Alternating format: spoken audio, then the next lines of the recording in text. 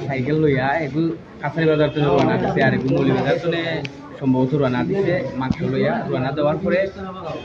আপনার সমর্থনা বাজার ফারিয়া আধা কিলোমিটার দূর হইব আইয়া দুইটা সাইকেল সামনাসামনি অ্যাক্সিডেন্ট হচ্ছে দুইটা সাইকেলের সামনাসামনি বাড়ি লাগছে লাগার পরে সামনে যে এ সাইকেল আছে দুইজন এ সাইকেলে